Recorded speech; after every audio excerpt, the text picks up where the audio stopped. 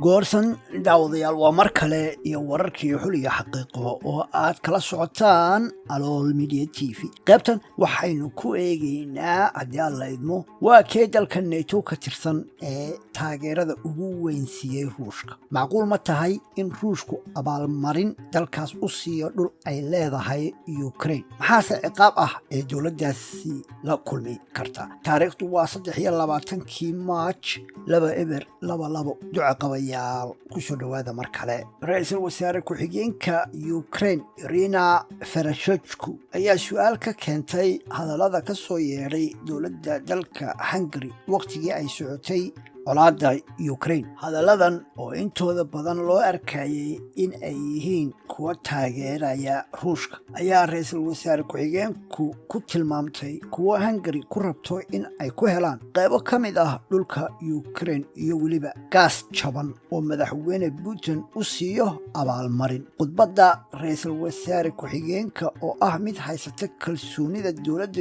Ukraine sida lagu sheegay qoraallo ka soo baxay xafiiska madaxweyne Zelensky ayaa lagu sheegay in dowladda Hungary aanay qayb ka ahayn munaqabataynta dowladaha reer galbeedku Ruushka saareen. Sidoo kale in dowladda Budapest diiday in ay hub siiyaan ciidamada Ukraine iyo weliba in dhulka Ukraine ee xuduudka la leh Hungary laga dhigo goobo hubka iyo caawimada looga gudbiyo Ukraine. Muddadii uu socday dagaalkaas Kiev ayaa dowladda Viktor Orbán keliya laga maqlayay hadallo lagu taageerayo Ruushka iyagoo weliba ka tirsan ururka ciidamada NATO.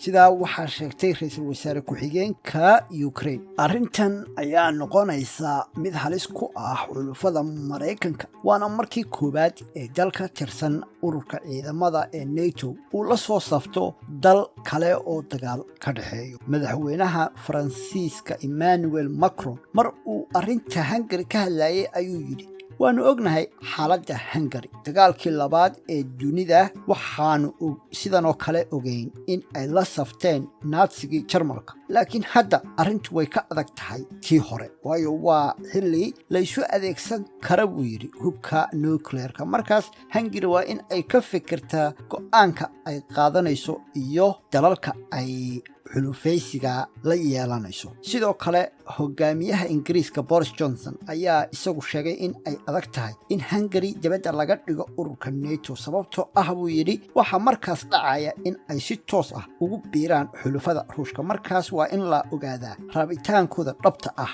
ayuu yidhi ra'iisul wasaaraha Britain Boris Johnson. dembiga ugu weyn ee hadda NATO ku hayo dowladda Hungary ayaa ah in ay diideen in ciidamada NATO saldhigyo ku yeeshaan dalkooda. si kasta oo arrintani u cakiran tahay, hadallada Macron iyo Johnson ayaa meesha ka saaraya gebi ahaanba in dalka Hungary ciqaabo adag ku mutaysto dembiyada reer galbeedku u haystaan. arrinta xasaasiga ah ee in Hungary Ruushku siinayo dhul Ukraine ay leedahay ayaa iyadu ah mid aan cusbayn. gobolka Transcarpathia degmada Berehevsky ayaa ku yaala galbeedka Ukraine, waana degmo xuduud la wadaagta dalka Hungary. muddo dheer waxaa ka jiray degmadaas maamul iskood isu maamula.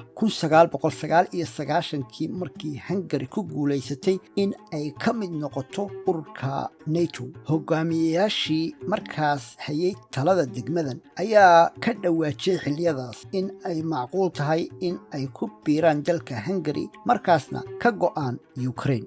xidhiidhka Hungary iyo Ruushka ayaa sidoo kale ay lafdhabar u tahay in Ruushku dalkaas geeyo gaasta laga isticmaalo 85%. inkasta oo dowladdu ka tirsan tahay ururka ciidamada ee NATO, haddana dhaqan ahaan, dad ahaan iyo marka la eego ficilada dowladda Budapest waxaa muuqanaysa baqdinta Ukraine ee ku saabsan in dhulkooda hadiyad ahaan Ruushku u bixiyo in ay noqon karto mid macquul ah.